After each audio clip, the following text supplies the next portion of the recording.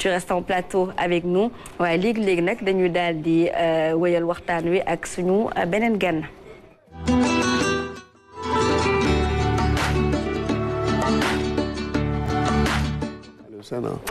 Honorable Aziz la ñuy dalal. waaw Ousmane député Ousmane Ciss nekk deuxième vice-président commission développement durable ak transition écologique ci assemblée nationale bokkit ci commission bi wax léegi. communication tamit ak culture. waaye kayit ñu war a waxtaanee question yu bëri jëm ci assemblée nationale. président assemblée nationale fan yii dafa génn def tukki nemmeeku. mu dem ca Chine tey ji lan moo war a génn bu ni mel ak njeextal bi nga xam ni war na ko am ci institution bi. waaw laaj boobu dañ ciy sawar bu baax a baax parce que amaana sax dina laaleeg tuuti. benn ci réforme yi nga xamante ne semaines yi di ñëw. ñun dinañu dugal benn proposition de loi. par rapport ak li ñu tuddee la chaîne parlementaire. parce que ñun dañu bëgg wax dëgg yàlla une assemblée proche de la population. boo xamante ne aussi lépp lu muy dugg ak lépp lu muy def askan wi dinañ ci gis seen bopp bu baax a baax parce que souvent les prérogatives et les rôles dévolus à l'Assemblée nationale ñu ci bëri dañ ko réeree. dañ ko réeree mbir te bokk na ci yenn yi nga xamante ne moom la ñu jox Assemblée nationale mooy ce qu'on appelle la diplomatie parlementaire. donc loolu bokk na ci li nga xamante ne mooy cëslaayu tukki bi nga xamante ne le président de l'Assemblée nationale def na ko fële ci Chine. avec une forte délégation. composée également avec le président du groupe parlementaire monsieur Mohamed Salim Ayib Daffé. donc visite boobu nag nekk ci cadre diplomatie parlementaire. dafay permettre à nos deux institutions. ñu mën a réfléchir ci lu bëri ci partage d'expérience. mais surtout am na cëslaay boo xamante ne aussi politique la parce que ci visite bi. rencontré na le PCC mooy le parti communiste chinois. ñu xool ci ndigalu le président du parti Pastef Ousmane Sonko. yan lëkkaloo la ñu mën a amee parce que dañoo jàpp ne ci géostratégie ci géopolitique. am na ci lu bëri loo xamante ne ñoo ko bokkee gis-gis ci ne àdduna di doxee. te sànq ñu ngi koy wax sànq ñun dañu am lu ñuy jaay mu tudd une politique souverainiste. te Chine yaakaar naa ne ku ko xam ne am nay jéego yu am solo yu mu def ci wàllu woowu. donc nag yaakaar naa ne am na ci lu bëri loo xamante ne tukki boobu. mën na gën a rataxal diggante Chine ak Sénégal parce que diplomatie parlementaire au-delà des relations bilatérales yi nga xamante ne Chine am na ko Sénégal ci wàllu gouvernement exécutif donc diplomatie parlementaire loolu lay gën a ñoŋal gën ko dëgëral ba nga xamante ne wax dëgg yàlla Sénégal mën na gis boppam ci ànd bi mu war a ànd ak Chine. alors laataa ñoo avancé sax li ni mel juróon na coow la rencontre entre le parti communiste chinois ak ñi nga xamante ne mooy président bi ak délégation bi parce que à un moment donné dañoo gis ab rencontre boo xamante ne y avait le drapeau du Sénégal y avait le drapeau de Pastef ak drapeau amaana parti communiste chinois ñu jàppoon ni que amaana loolee kese moo fa yóbbu woon président de l'Assemblée nationale ñeel wàllum politique alors il faudrait préciser que il y a eu une communication amaana ci pour le Sénégal de manière générale ak beneen boo xamante ne dafa soxal parti bi. oui mais visite yi nga xamante ne muy ci wàllu exécutif bi ak ci wàllu législatif bi kilifa yi dañ koy def à l'étranger boo leen seetloo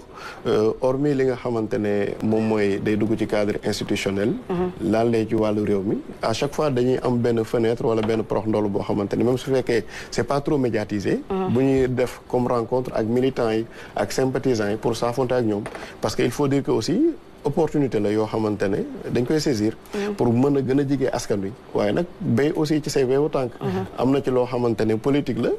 am na ci ñoo xamante ne ñoom nga àndaloon ci langue politique l'essentiel c'est de faire la part des choses ci li la Sénégal yónni nga xàmme ko bu baax ràññe ko ak li nga xamante ne nag activité politique la te loolu aussi tamit yaakaar naa ne yàqu ci dara l'essentiel lépp c'est nous dans nous parce que c'est le Sénégal comme on a l'habitude de le dire. Parfait.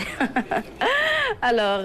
Aziz ba tey ñu taxawandi ci boobule génn bu am solo durant plusieurs jours président Assemblée nationale ak délégation bu takku nekkoon foofee ca Chine. waaw ginnaaw boobu sax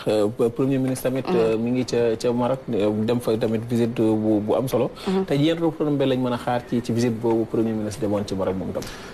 visite boobu dañ ci sawar bu baax a baax parce que sànq rek ñu ngi commenté en coulisses production bi nga xam xamante ne RTS def na ko ci surtout li le premier ministre Ousmane Sonko wax ci le modèle marocain par rapport à l'exploitation du phosphate. yaakaar naa ne effectivement parce que ñaari pôle le ministre du commerce wax muy pôle est ak pôle ouest ñun ñu bokkee ci pôle ouest bi parce que ku wax exploitation wala production phosphate wax ICS industrie chimique du Sénégal mën ma bàyyi ko ci commune boobu donc xam nañ ne bu baax a baax politique souverainiste boobu pour ñu mëne ko pour mën a am véritablement une souveraineté alimentaire il faut que ñu développer une chaîne de valeur comme ni ko l'office chérifien de phosphate defee ci Maroc ba nga xamante ne Maroc tey modèle la ci Afrique ci wàllu mbay donc loolu jàpp nañu ne day nekk en étroite cohérence ak politique yi nga xamante ne moom la ñu fixé par rapport ak agenda de transformation 2050 donc par rapport à cette visite toujours il faut dire que relation yi nga xamante ne Sénégal ak Maroc seq nañ ko c'est des relations yoo xamante ne séculaires la donc moo ñu jiitu fuuf sur le plan culturel religieux ak yooyu mais surtout day ñëwaat toujours ba ci li ma doon wax sànq ci visite au président de l'Assemblée nationale bi en Chine moom mooy relation sud-sud c'est très important boo leen seetloo gouvernement bi mu toogee ba léegi dafa jox une priorité boo xamante ne solo bu am doole li nga xamante ne mooy relation ñu war a seq ak les pays africains. les pays africains. dëkkandoo jàmm ca gën. on se rappelle la première sortie du chef de l'État fii la woon Mauritanie si je ne m'abuse. effectivement loolu ça en dit long ci fan la ñu war a jëm ak nan la ñu war a àndee ak coopération internationale ak yooyu bilatérale. maintenant nag ci tukki boobu yaakaar naa délégation bi rek xaw nañu jox firnde. ci lan la ñuy xaar ci retombées pour répondre à sa question parce que gis nañu la présence du ministre des commerces ministre de l'enseignement supérieur de la recherche et de l'innovation ministre de l'agriculture de l'élevage ak gis nañu aussi tamit la présence de directeurs comme Ngagne Demba Touré Somisen il y avait aussi la présence du directeur de l'assainissement Omar Sène CDC il y avait aussi la 3FPT avec Gorgui Massamba Boye doomu Tivaouane il y avait aussi comment dirais-je encore d'autres directions comme le port autonome de Dakar dirigé par Waly Diouf Bodian donc 17 accords lañ fa tënk ak convention ci loolu amoon na accords yu jiitu woon ci wàllu hydraulique ak assainissement mais ñun li ñu gën a marqué ci accords yi mooy par rapport ak la formation professionnelle la capacitation de la jeunesse et l'insertion yaakaar naa ne loolu day laale ci ministère de l'enseignement supérieur de la recherche et de l'innovation ak ministère de la formation professionnelle parce que yaakaar nañu ne ci agenda de transformation boobu moo tax sànq ma wax cohérence am na ci poñ yi lu ñu tuddee le capital humain donc capital humain boobu tey jàpp nañu ne tàggat ndaw yi ba ñu am ay jumtuwaay yoo xamante ne dinañu mën a ñëw fii ci réew mi liggéey li ñu war a liggéey bu dee lépp lu ñuy transformer comme produit naturel comme matière première mu mën a nekk loo xamante ne ñun on a les ressources humaines qualifiées et certifiées pour mën ko def ba nga xamante ne économiquement dina indi yokkute toujours ci agenda de transformation boobu da ngay xool ne dañu wax une économie compétitive te économie compétitive mënoo ko am lu dul da nga am wax dëgg yàlla souveraineté alimentaire donc gis nañu ci accord yooyu aussi ne am na ci production animale lu mu ci laale mais surtout wàllu sécurité alimentaire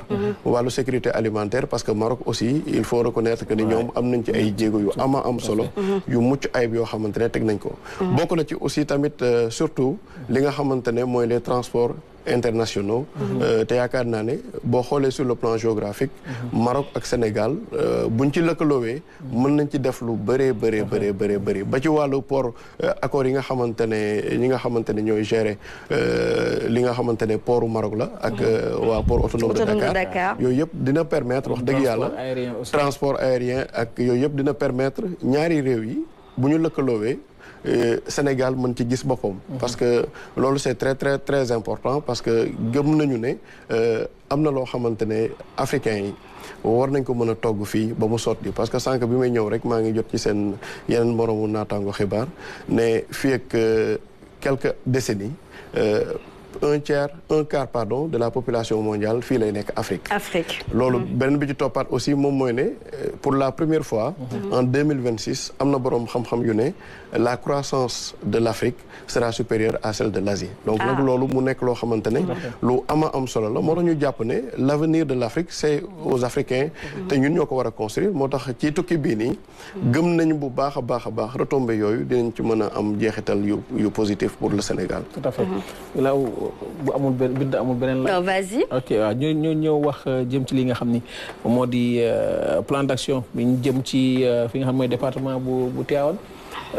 parce que dafa lëj biir département bu Tivaouane ba ngeen bëgg a defaraat mbir yi wala kenn ku ne daa demee booram wala nu mu demee noonu. non Pastef moom parti bu yaatu la y a une démocratie interne. te démocratie interne li koy firndeel. moom mooy y a des prises de position qui sont critiques yoo xamante ne parfois dañuy comprendre ne organisation politique moo demee noonu. donc di wax ne amul benn problème boo xamante ne peut-être benn organisation politique amul ko. mais di wax ne plan d'action bi c'est suite à une note boo xamante ne le président du parti Pastef Ousmane Sonko jox na ko les responsables et les militants du parti Pastef les patriotes. donc bi ñu jotee note boobu nag ñu ne nag pour une redynamisation du parti à travers les instances de base. mooy jéem a yëngalaat parti bi mu dund bu baax a baax ci li nga xamante ne moom mooy fañ koy dooree muy ci cellules yi muy ci sections yi muy ci coordination départementale yi. ba nga xamante ne responsable parti leaderu parti dinañ mën a gën a jege askan wi xool nan la ñu gën a yaatalee parti bi. nan la ñuy gën a yokkee ñi nga xamante ne ñooy adhéré ci parti à travers la massification. mais surtout à travers des actions citoyennes. yoo xamante ne ki nga xamante ne bokkul sax Pastef da xam ne wax dëgg yàlla parti bi kat parti la boo xamante ne am nañu beneen vision am nañu beneen gis-gis donc ci cadre boobu lañ ne dañuy def lancement plan d'action incha allahu rabbi suba à partir de 15h ñu ngi ciy invité nag waa RTS. ñu ngi ciy invité waa RTS di leen ci ñaan ngeen ñëw ci couvrir événement bi parce que du nekk événement bu am solo. tous les responsables du département seront présents ak toutes les forces vives du département muy MOJIP muy jigéen ñi muy MONEP enseignants yi muy Magui Pastef muy la JPS les jeunes bàyyiwuñu kenn incha allah dinañ ci teew. maintenant nag di wax ne activité boobu day nekk activité buy comme ni ko turam di wuyoo rek buy lancer yeneen activité ci 18 communes yi. parce que bu yàgg démb rek ñu ngi rencontré li nga xamante ne mooy bureau section communale bu Ngaye di féliciter le travail qui est abattu par le coordonnateur Ousmane Sarr ñoom am nañu benn activité bu mag bu ñu war a amal ñun ñi ci Darou Khoudoss ñu ngi préparer une grande nuit des patriotes boo xamante ne dañ koy parrainer sax waa RTS bu ñu ñëw teewee ko incha allahu rabbi donc liñ ci bëgg moom mooy ne daal gën a jege askan wi parce que boo nekkee ci pouvoir aussi mën naa nekk député keneen nekk ministre wala keneen nekk directeur mais liggéeyu état bi mën na la téye ba nga xamante ne peut-être militants yi dinañ sentir ne jigéewoo leen base bi alors que il faut trouver le juste équilibre parce que tamit lu ci nekk ak ay priorités moo tax et surtout ça bëri na ay militants yenn voix yu ñuy dégg un peu ne nit ñi kat dem nañu falu ba noppi après xaw ñoo bàyyi est-ce que jamono ji voilà déjà le plan d'action bokk na ci li ngeen tëral yéen waa Tivaouane mais tamit ñeneen ñi ñooñu jéem a liggéey ci loolee ba base ba gën a mën a gis seen bopp ci yéen. mais fondamentalement plan d'action bi loolu la ko gën a tax a jóg. parce que souvent am na ci perception boo xamante ne dañ koy am ci les hommes politiques. souvent bu ñu accéder au pouvoir. maintenant nag am na loo xamante ne aussi il faut que ñu leeral ko. muy militants yi ak askan wi en général. parce que tey ki nga xamante ne amul ndomba tànk. boo jotam mënul bokk ak ki amee ndomba tànk. parce que bu fekkee ne da nga am ay responsabilités yoo xamante ne day concerner Sénégalais yépp mais loolu mooy farata d'abord. après politique bi mën a nekk sunna. même bu fekkee ne politique moo la indi à la magistrature suprême ou à la législature. donc loolu aussi il faut que militants yi ak sympathisants yi di ko xam.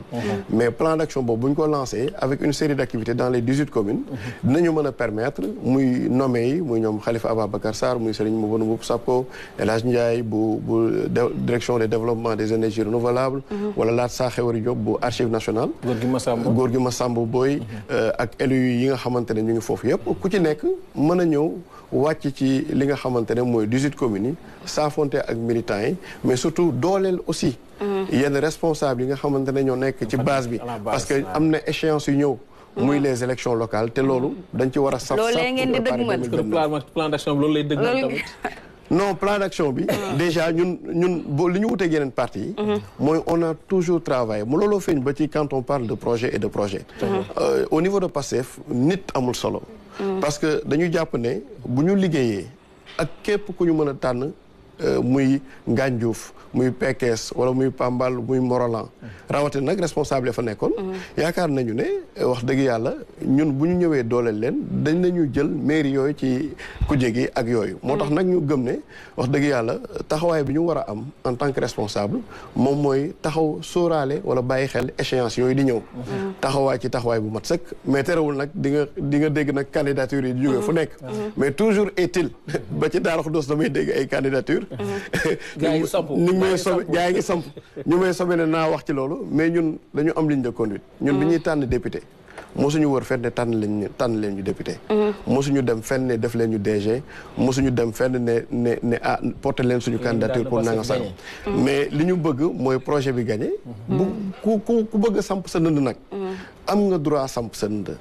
ci démocratie noonu lay doxee interne mais à condition que parti bi ne nañu dem ci investiture loolu laay métaphore boobu rek laay faral di wër parce que coow li bëri na trop nag aussi mu ci discours si gis nañ ko ku nekk di génn si gis nañ coow yu bëri yaakaar naa am na média yu bëri yu ko relayé mais li wérte wóor mooy jàkka jàngi nii ku mën noddal mais attention ak na ngay nodde ak heure nodd bi parce que bu fekkee ne dañuy julli tàkkusaan nga ne da ngay noddu 14 heures wala 15 heures problème la donc loolu il faut que aussi responsable yi bàyyi ci xel tànn guñu kenn fenn muy ci 18 communes ci département Tivaouane ak ci Sénégal mais nag ku mu neex ambition daal am ambition damaa bëgg a nekk lii damaa bëgg a nekk ci conseil départemental damaa bëgg a nekk ci bureau municipal bi wala et cetera donc di wax ne nañ ko def rek mais quand même il faut que les ambitions soient saines na rafet ba pare aussi parce que quoi que l'on puisse dire après ñun ñooy taxawaat ci suñu biir di xoolante te loolee dafa war a rafet comme vous l'avez dit ndax yeneen ci seen ay nawle et justement seen ay nawle foofee naka relation bi nu mu demee ak yeneen parti politique de l'opposition yu ne ci diwaanu Tivaouane ñoom itamit ñu am base bu baax foofee. waaw am nañu base mais ñun chaque fois dama koy wax. responsable yi nekk à la base amuñu seen fay. parce que il faut préciser que ils se sont engagés mais seen engagement dafa désintéressé te loolu man dama ko bëgg ci yenn responsable yi parce que je donne un exemple rek sur les 18 communes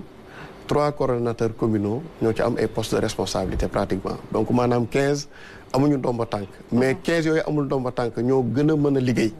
mën naa joxe rek exemple boo demee Morolan moom ci Mohamed Fall mu ngi fa def liggéey bu am solo nga dem Poul Modou Fall et cetera Babacar Diédhiou ci Mboro donc ñooñu ñëpp aussi tey ñu ngi nekk seen gox di liggéey boo xamante ne xaaruñu dara ci parti bi donc mais en réalité lii wérte wóor moom mooy ne opposition boobu jaaral nañoo ñoom ñaari élection muy présidentielle bi duma leen ci seen bureau de vote avec des preuves à l'appui muy ba ci sama commune incha allahu rabi loolu la ñuy réitérer ci élection locale yi du yomb nag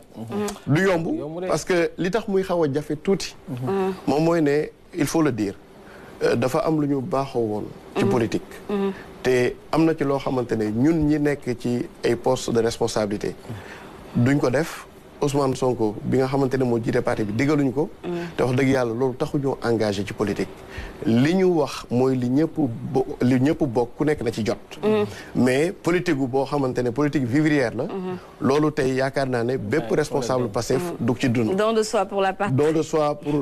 la patrie et le parti yooyu yëpp dinañ ko def incha allah mais li wérte woo daal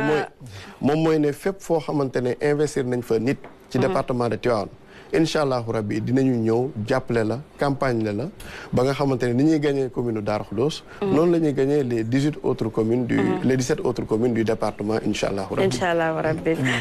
alors non damay génn ci domaine politique bi tu as une question sur ça encore. ci plan d'action bi laay ñëwaat ba tey ñoom ñëpp dañuy daje Tivaouane wala naka lay demee. waaw ñëpp dañuy daje Tivaouane. donc UPIS lay amee donc dañ ko bëggoon def maison de la jeunesse mais finalement UPIS lañ ko jàpp. donc li ñu bëggoon sax mooy une grande mobilisation. mais xam nañ ne biñ koy waaj ak léegi dafa xaw a xat. te wax dëgg yàlla programme yi bëri nañu aussi. te mënuñu ko déplacer yóbbu ko beneen date. moo taxoon nag ñu ne bureau yi nga xamante ne ñoo nekk ci 18 communes yi ku ci nekk na def délégation incha allahu rabbi ñëw bu ko defee tamit bu ñu ñëwee ñu dégager li nga xamante ne moom mooy orientation yi. wane plan d'action bi. ba pare aussi joxe périodicité ak chronogramme activités yi ñu war a dérouler ci département bi. selon le trimestre muy ba fii ak mars ak ba mars ba juillet incha allahu rabbi pour ñu mën ko wéyal bu baax a baax incha allah. da ngeen ciy woo ñëpp daal ñu ñëw teew. waaw ñu ngi ciy woo ñëpp di ci woo aussi suñu ñi nga xamante ne ay alliés lañu. quand on parle d'alliés mooy alliés yi nga xamante ne wax dëgg yàlla ànd nañu ak ñun te fakasa lañu. parce que am na ñoo xamante ne nag il faut le dire. non am na ñu lay tegal dëgg sa am na ñoo xamante ne mën nañoo ànd ak yow ci présidentielle. ànd ak yow ci législative. mais bu ñu xamee ne seen intérêt dañ ko menacé amul poste wala mairie bi am na yeneen responsable patriote. ñu koy soxla. dañuy commencé di siisu mais man moom sama position ça a été ferme et catégorique. man du ma gis responsable Pastef di jàppale keneen. ku ma ci àndale ku ma ci bëgg na nga ci bëgg ku ma ci bañ na nga ma ci bañ. donc parfois aussi il faut dire les choses telles qu'elles sont. parce que bëgguñu tamit ñun lépp lu ñuy politiquer dañu nekk à l'image de notre leader Ousmane Sonko. parfois franc parler boobu am na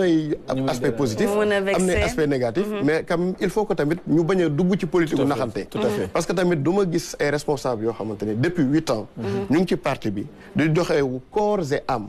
tey nga mën leen a bàyyi foofu di jiital ñeneen donc loolu xalaatuñ ko donc di wax ne côté boobu daal moom incha allah alliés yi nga xamante ne ñëw nañu ànd ak ñun lu am ñu ànd ci liggéey ñu ngi leen ciy woo jour boobu di leen lancer waat di leen féliciter waat bu baax a baax ci seen étroite collaboration ci fànn yëpp. Parfait alors suñu dikkaatee un peu ci l'actualité ni ki démb gis nañu une grande sortie du gouvernement suñu taxawee surtout nag ci wàllum sport ñu gis yaxanal bi nga xamante ne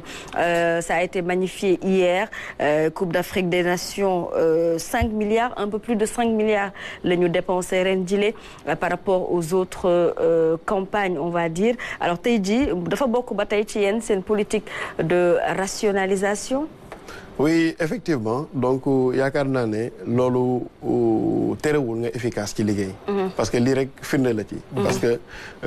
jël nga Coupe d'Afrique jëloon nañ fi Coupe d'Afrique macha allah yàlla yeneen ñëwaat ak yeneen raaya. pour le sport national. mais di wax ne avec la manière. avec la manière bi am na ñu sax ñu ñuy tooj naan ñu Pastef moom seen lépp garsa garsa la ba coupe bi bu ñu koy jël day metti mais l'essentiel mooy jël nañ ko tout en étant efficace mais surtout ci dépenses yi on a fait preuve de rationalisation et c'est très très important yaakaar naa ne toutes les sphères de la République yaakaar naa ne loolu mooy orientation yi loolu mooy directive yi dañuy dégg parfois coow yu bëri ba ci Assemblée nationale tey jii nii wax dëgg yàlla ko xool député yi nga xamante ne ñoom ñooy député mouvance présidentielle bi député 15e législature yu ci bëree bëri di nga xam ne taxawaay bi ñuy am lépp li nga xamante ne muy ci seen wàllu liggéey muy ci jëflante bi ñuy jëflante ak askan bi da ngay xam ne am na beneen xaru kanam am na beneen visage boo xamante ne moom la ñu jox sénégalais loolu lépp aussi tamit moom mooy ci rationalisation des dépenses parce que jàpp nañu ne réew moo xamante ne lépp ay priorité la yaakaar naa ne bu ñu yëkkatee benn dërëmu askan wi benn dërëmu contribuable war ko dépenser ci fenn na nekk loo xamante ne na nekk une nécessité absolue donc nag ci cadre boobu moo tax ñu ngi ciy féliciter le ministre des sports di ko ñaanal également tamit ci bopp bi nga xamante ne moom la nekk yeneen raay ñëwaat ba ñu mën a ñëwaat incha allah di ko feete pourquoi pas sax ñu jéem a lorgner plus loin avec la coupe du monde qui se profile au mois de juin fan yi gis nañ leen ngeen yëngu lool ci coowal Softcare bi yéen surtout assemblée foo leen ci toll ngeen doon bind ay questions. liggéey commission bi. effectivement donc man bokkuma commission santé. mais député aussi bu ci nekk. am nga sañ-sañ. boo gisee ci benn direction. ne am na lu ci jaarul yoon wala lii doxul wala ay ñi nekk ci fi ñuy liggéeyee foofu wax la ko nga def ci ay jéego yaakaar naa ne mais ñun biñ koy def. parallèlement aussi commission santé et solidarité bi nga xamante ne soxna Khady Sarr moo ko jiite. mu ngi def ay audition moom tamit. mu ngi def ay audition mais ñun lu ñu defoon mooy une demande d'audition boo xamante ne dañ ko adressé ministre de la santé bu ko defee ki nga xamante ne mooy directeur de l'agence de régulation pharmaceutique mën a ñëw assemblée nationale aussi ñu mën ko déglu ma àndoon ceeg ñaari collègue muy honorable Ousmane Diop bu Kébémer di ko féliciter aussi ak honorable Ousmane Fall bu Colobane donc mu nekk liggéey boo xamante ne nag def nañ ci liñ ci war a def keroog jox nañu ne am na accusé de réception ci ñi nga xamante ne ñoom ñooy kilifa parce que procédure yi dafa am fu mu war a jaar bu jaaree foofu nag ba pare après lu ci tukkee rek dinañ ko partager ak médias yi mais di wax ne li nga xamante ne mooy question yi ñu dëxañ ci biir dafa confidentiel moo tax mënuñu ko partager après pour le moment donc am nay enquêtes yoo xamante ne yu bëri def nañ ko donc liñ ciy xaar rek mooy le moment venu bu ñu joxee ndigal bu ko defee ñu mën a kii di wax ne nag du yem ci ARP parce que ñun ñoo woote jubal ak jubanti ñun directeurs yi nga xamante ne dañu jege ñëpp loolu lañ leen di conseiller parce que tamit complaisance du ci am assemblée nationale bii nii képp ku bañ ñu woo la fa nekkal ci jubal jubante assemblée de rupture la du tere nag parfois di nga gis ñoo xamante ne peut-être dañu nekk ci yenn fànn yeeg yooyu xaw a am ay lëkkaloo ak yenn direction yeeg yooyu mënul nekk c'est naturellement loolu lay demee quoi mais liñ ci bëgg daal moom mooy ne exécutif bi ñu koy contrôler bu baax a baax a baax a baax di ko évaluer parce que sànq rek foofu mënoon naa duggee foofu ndax semaine passée ñu ngi woon atelier fële ci Petite Côte bi ak ENAP école nationale d'administration ñu nekk suñuy partenaire ñun waa commission développement durable donc nga xamante ne présidente Amy Ndiaye moo ko jiite di liggéey bu am solo bi ñu fa demee li ñu doon liggéey yëpp moom mooy nan la ñuy évaluer le gouvernement sur les politiques publiques de façon très très efficace donc nag ci évaluation yooyu contrôler l'action du gouvernement ñun dañu bëgg 15e législature bi nii ñu marqué suñu empreinte ba nga xamante ne assemblée de rupture boobu dañ koy incarner à tout point de vue te yaakaar naa ne loolu mooy li nga xamante ne ñi ñu investiroon ak ñi ñu votel ñëpp loolu la ñuy xaar ci ñun bu ko defee Sénégal mën a jëm kanam mën a aspirer à un développement durable waa lycée bu Galoya ñu ngi lay nuyu macha allah macha allah ñu maa leen di fay bu baax lycée Galoya ak lycée Boké Dialoubé Souleymane Diaw nee na yaa doon professeur français foofu effectivement merci beaucoup en tout cas jaajëfal nañ la bu baax a baax honorable député Ousmane Ciss nekk deuxième vice-président de la commission développement durable et transition écologique de l'Assemblée nationale nekk ci commission communication et culture c'est bien ça kàddu gu mujj gi lu muy doon waaw kàddu gu mujj gi moom député moom ba lañ ko invité foog mu dugal ay jàmbat mënul ñàkk donc à part ñu woowaat ñëpp rek ci journée lancement boobu donc di wax ne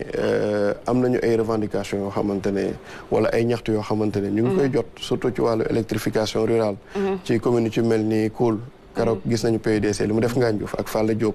ak directeur garde compte mu nekk lu ñu rafetlu mais nag di wax ne am na village yu bëree bëri yoo xamante ne ci département de Tivaouane courant dafa des parce que bu ñu ñëwee rek ba ci commune u Darou Khoudoss rek yaakaar naa ci littoral bi muy ay Wota muy ay Coxmat ay Diourbel côté yooyu yëpp wax dëgg yàlla am nañu ay jafe-jafe yoo xamante ne accès aux services sociaux de base te ñun dañu bëgg ne tout le temps bu ñuy wax ne député lañu ñuy militer en faveur de ce qu'on appelle l'équité territoriale. Tout à fait. L'équité territoriale barki Dembo Ndiaye la ñu jóge fële aussi ci Diogo di remercier ARD association de ressortissants de Diogo ñu inauguré foofu benn bloc sanitaire un bloc sanitaire boo xamante ne wax dëgg yàlla c'est macha allah équipé nañ ko donc di wax ne loolu doyul parce que soxla nañ fa centre de santé soxla nañ fa ambulance bind nañu demande bi ci ki nga xamante ne mooy ministre véritablement de la santé te yaakaar naa ne noonu lañ koy defee ci les 17 autres communes yëpp am na njóobante bu ñu joxe woon ci Mboro ci wàllu woowu ci wàllu li nga xamante ne mooy centre de santé niveau 2 yaakaar naa ne ministre bi mën na ci joxe ay réponses favorables donc pour daaneel rek ma daaneel tuuti foofu donc di wax ne on a une pensée pieuse à cette jeunesse là yi nga xamante ne ñoo réer fële ci Diogo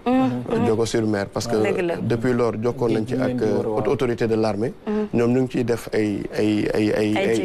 jéego donc xam naa ne armée ni muy doxee duñ ci communiquer mais ñu ngi leen